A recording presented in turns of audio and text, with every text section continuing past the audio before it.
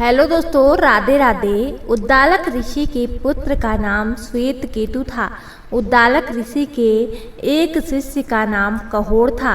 कहोड़ को संपूर्ण वेदों का ज्ञान देने के पश्चात उद्दालक ऋषि ने उसके साथ अपनी रूपवती एवं गुणवती कन्या सुजाता का विवाह कर दिया। कुछ दिनों के बाद सुजाता गर्भवती हो गई। एक दिन कहोड़ वेद पाठ कर रहे थे तो गर्भ के भीतर से बालक ने कहा, पिताजी आप वेद का गलत पाठ कर रहे हैं। यह सुनते ही कहोड़ क्रोधित होकर बोले कि तू गर्भ से ही मेरा अपमान कर रहा है, इसलिए तू 8 स्थानों से टेढ़ा हो जाएगा। एक दिन कहोड़ राजा जनक के दरबार में जा पहुँचे। वहाँ बंदी से शास्त्रार्थ में उनकी हार हो गई। हार हो जाने के फलस्वरूप उन्हें जल में डुबा दिया गया। इस घटना के बाद अष्टावक्र का जन्म हुआ। पिता के न होने के कारण वह अपने नाना उद्दालक को अपना पिता और अपने मामा श्वेत केतु को अपना भाई समझता था। एक दिन जब वह उद्दालक की गोद में बैठा था तो श्वेत केतु ने उसे अपने पिता की गोद से खींचते हुए कहा कि हट जा तू यहाँ से, यह तेरे पिता का गोद नहीं है।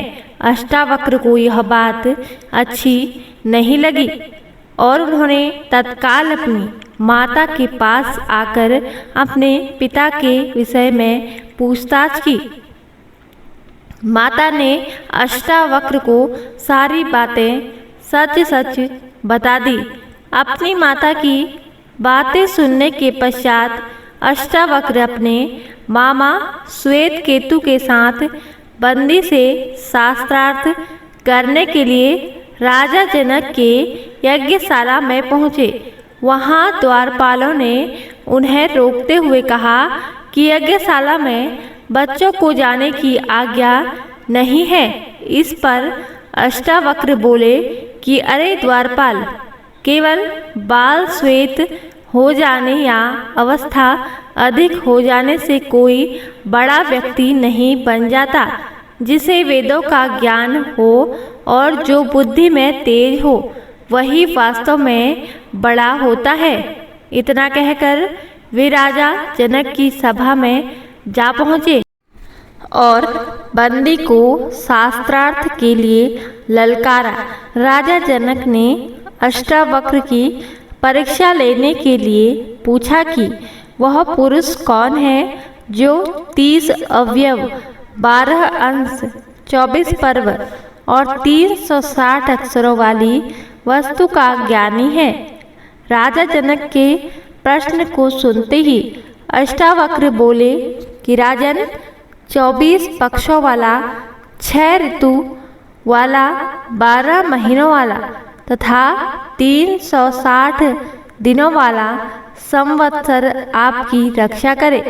अष्टावक्र का सही उत्तर सुनकर राजा जनक ने फिर प्रश्न किया कि वह कौन है जो सुप्तावस्था में भी अपनी आँखें बंद नहीं रखता, जन्म लेने के उपरांत भी चलने में कौन असमर्थ रहता है, कौन हृदय विहीन है और शीघ्रता से बढ़ना वाला कौन है। अष्टावक्र ने उत्तर दिया कि हे जनक, सुप्तावस्था में मछली अपनी आँखें बंद नहीं रखती, जन्म लेने के उपरांत भी अंडा चल नहीं सकता, पत्थर हृदयहीन होता है और वेग से बढ़ने वाली नदी होती है। अष्टावक्र के उत्तरों को सुनकर राजा जनक प्रसन्न हो गए और उन्हें बंदी के साथ शास्त्रार्थ की अनुमति प्रदान कर दी। बंदी ने अष्टावक्र से कहा कि एक सूर्य सारे संसार को प्रकाशित करता है। देवराज इंद्र एक ही वीर हैं तथा यमराज भी एक हैं। अष्टावक्र बोले कि इंद्र और अग्निदेव दो देवता हैं, नारद तथा पर्वत दो देवर्षि हैं, अश्विनी कुमार भी दो ही हैं, रथ के दो पहिए होते हैं और पति पत्नी दो सहचर होते हैं। बंदी ने कहा कि संसार 3 प्रकार से जन्म धारण करता है। कर्मों का प्रतिपादन 3 वेद करते हैं, तीनों काल में यज्ञ होता है तथा 3 लोक और 3 ज्योतियां हैं। अष्टावक्र बोले कि आश्रम 4 हैं, वर्ण 4 हैं, दिशाएं 4 हैं और ओंकार, आकार, उकार तथा मकार ये वाणी के प्रकार भी 4 हैं। बंदी ने कहा कि यह यज्ञ 5 प्रकार के होते हैं। यज्ञ की अग्नि 5 हैं, ज्ञानेंद्रियां 5 हैं, 5 दिशाओं की अप्सराएं भी 5 हैं, पवित्र नदियां 5 हैं तथा पंक्ति छंद में 5 पद होते हैं। अष्टावक्र बोले कि दक्षिणा में 6 गौएं दान देना उत्तम है। ऋतुएं 6 होती हैं, मन सहित इंद्रियां 6 होती हैं, कृतिकाएं 6 होती हैं और साधस्क भी 6 ही होते हैं। बंदी ने कहा कि पालतू पशु 7 उत्तम होते हैं और वन्य पशु भी 7 ही उत्तम होते हैं। 7 उत्तम छंद हैं, सप्तऋषि 7 हैं और वीणा में तार भी 7 ही होते हैं। अष्टावक्र बोले कि 8 वसु हैं तथा यज्ञ के स्तंभक कोण भी 8 होते हैं। बंदी ने कहा कि पितृयज्ञ में समिधा 9 छोड़ी जाती है, प्रकृति 9 प्रकार की होती है तथा बृहति छंद में अक्षर भी 9 ही होते हैं। अष्टावक्र बोले कि दिशाएं 10 हैं, तत्वज्ञ 10 होते हैं, बच्चा 10 माह में होता है और दहाई में भी 10 ही होता है।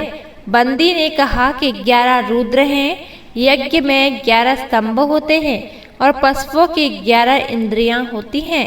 अष्टावक्र बोले कि 12 आदित्य होते हैं, 12 दिन का प्रकृति यज्ञ होता है, जगती छंद में 12 अक्षर होते हैं और वर्ष भी 12 मास का ही होता है। बंदी ने कहा कि त्रयोदशी उत्तम मानी जाती है।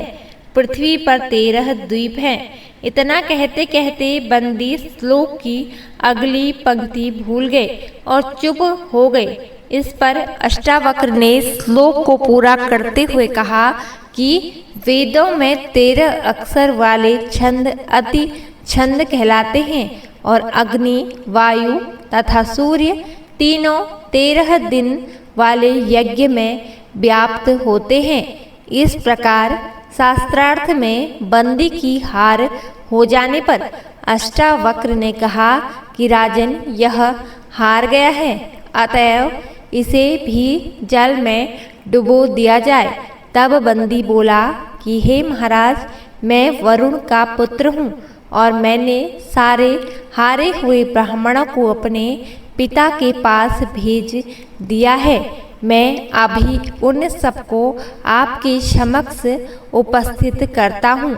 बंदी के इतना कहते ही बंदी से शास्त्रार्थ में हार जाने के पश्चात जल में डुबोए गए सार ब्राह्मण जनक की सभा में आ गए, जिनमें अष्टावक्र के पिता कहोड़ भी थे। अष्टावक्र ने अपने पिता के चरण स्पर्श किए। तब कहोड़ ने प्रसन्न होकर कहा कि पुत्र, तुम जाकर समंगा नदी में स्नान करो, उसके प्रभाव से तुम मेरे श्राप से मुक्त हो जाओगे। तब अष्टावक्र ने इस स्थान में आकर समंगा नदी में स्नान किया और उसके सारे वक्र अंग सीधे हो गए। तो दोस्तों, आपको यह कथा कैसी लगी कमेंट करके ज़रूर बताएं और हमारे चैनल को सब्सक्राइब ज़रूर करें। धन्यवाद। जय श्री कृष्णा। जय माता दी।